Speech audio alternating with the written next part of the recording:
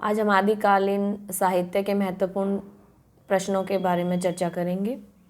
तो आज की वीडियोस स्टार्ट करते हैं। महत्वपूर्ण प्रश्न, हमारा पहला प्रश्न है, श्रावकाचार किस कवि की रचना है? तो श्रावकार जो हमारी रचना है वो है हमारी देवसेन कवि की रचना। अगला प्रश्न है, दोहा कोश किस के रचयिता कौन है? तो दोहा कोश के जो रचयिता हैं वो है हमारे सरहपा। सरहपा ने दोहा कोश की रचना की। थर्ड है हमारा, भरतेश्वर बाहुबली रास किसकी रचना है? तो भरतेश्वर बाहुबली रास जो रचना है वो है हमारी शालिभद्र सूरि जी की। अगला प्रश्न है, परमात्म प्रकाश व योग सार गद्य रचनाओं के रचयिता कौन है? परमात्म प्रकाश व योग सार जो हमारी रचना है वो है हमारी कवि जोयेंदु जी की ये रचना है। फिर है, वर्ण रत्नाकार के रचयिता कौन है? तो वर्ण रत्नाकार के जो रचयिता हैं हमारे वो हैं ज्योतिश्वर ठाकुर।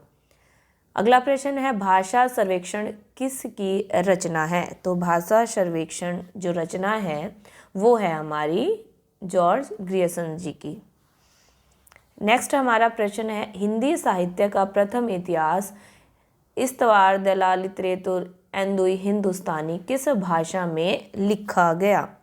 तो ये जो हमारा प्रथम इतिहास लेखन जो हुआ है ये हमारा कौन सी भाषा में लिखा गया है? तो ये हमारा लिखा गया है फ्रेंच भाषा में।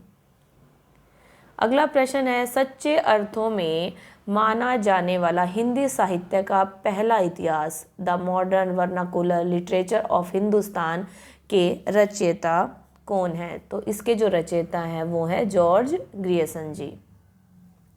अगला प्रश्न है, हिंदी भाषा में लिखा जाने वाला हिंदी साहित्य का प्रथम इतिहास।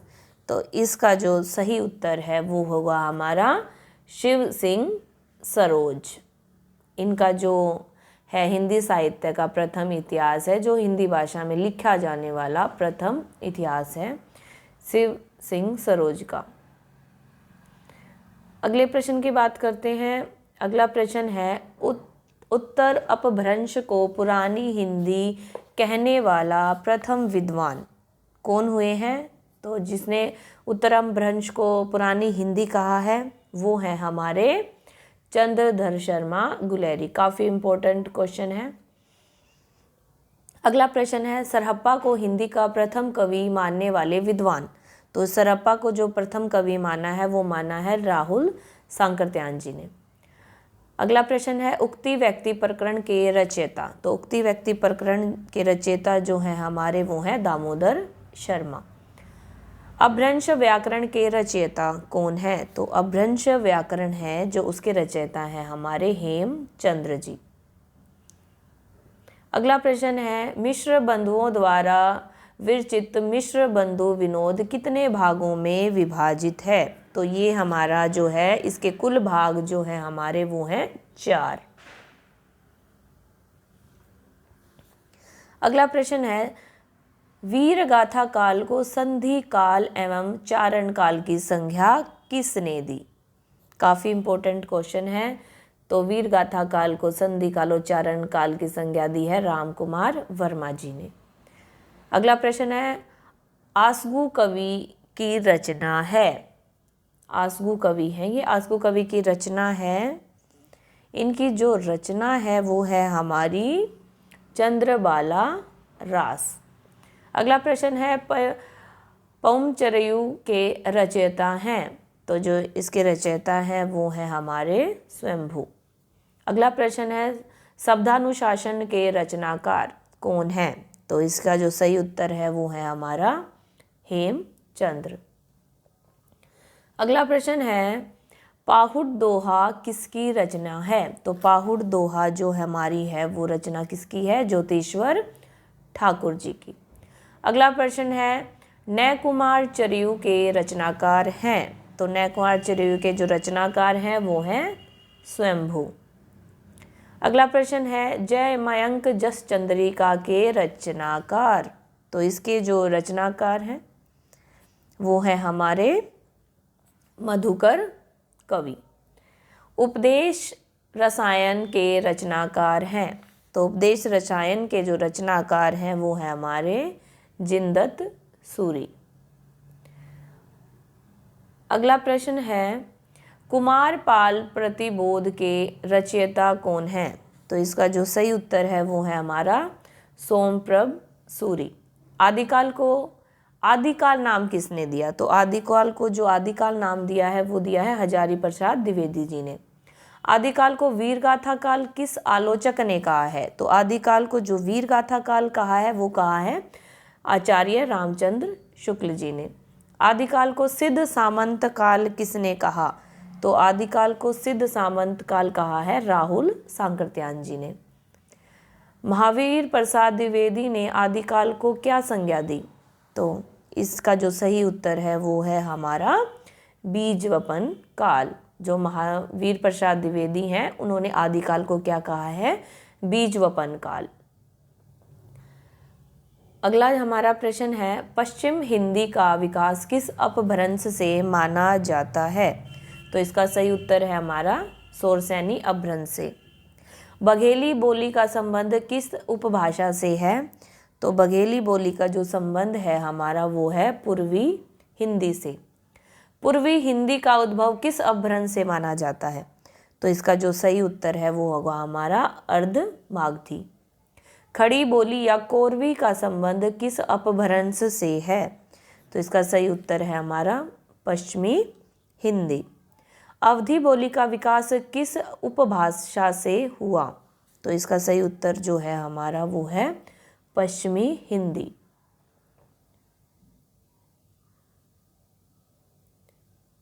पश्चिमी हिंदी में हमारी 3 बोलियां आती हैं, अवध, अवधी, बघेली और छत्तीसगढ़ी। नेक्स्ट हमारा प्रश्न है खड़ी बोली का उद्भव अपभ्रंश के किस रूप में हुआ?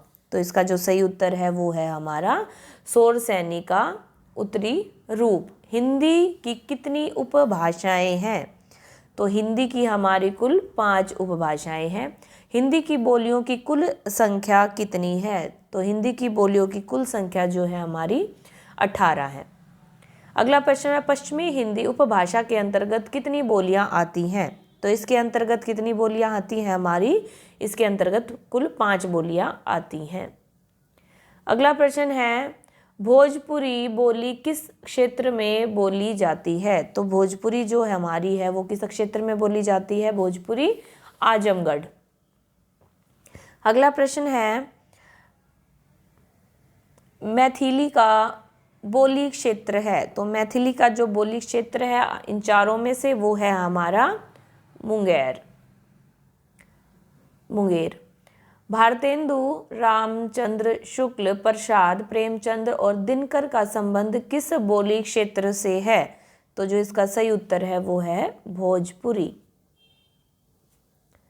अगला प्रश्न है भाषा विज्ञान में प्राय किन उपभाषाओं को हिंदी माना जाता है?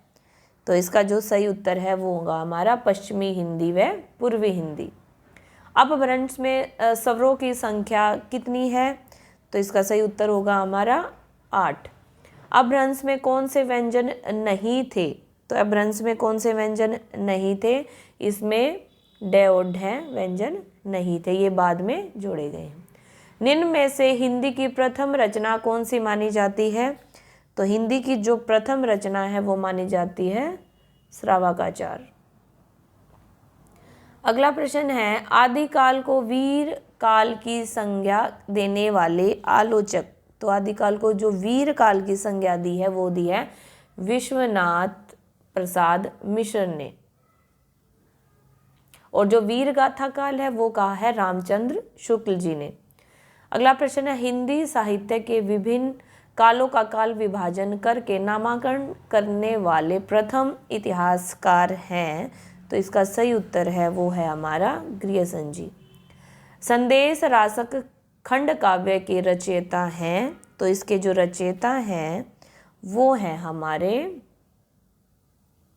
अब्दुल रहमान।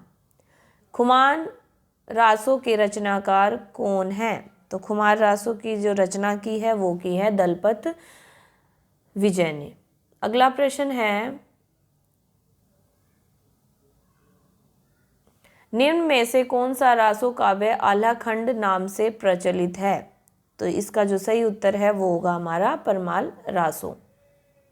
निम्न में से मूलतः गे रासो काव्य कौन सा है? तो जो गे रासो काव्य है वो है हमारा बीसलदेव रासो। परमाल रासो के रचयिता, तो परमाल रासो के जो रचयिता हैं वो हमारे जगनी।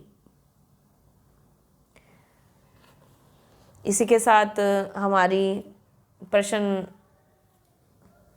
की श्रृंखला यही समाप्त होती है। मिलते हैं नेक्स्ट वीडियो में अगले महत्वपूर्ण प्रश्नों के साथ। और चैनल को सब्सक्राइब करें, वीडियो पसंद आए तो लाइक करें, चैनल को जल्दी से सब्सक्राइब करें, क्योंकि अब रोज़ आपके लिए ऐसी ही प्रश्नोत्तरी की श्रृंखला आती रहेगी और जिससे आपका क्विक रिवीजन होगा और जो आपके लिए काफ़ी महत्वपूर्ण होगा। धन्यवाद।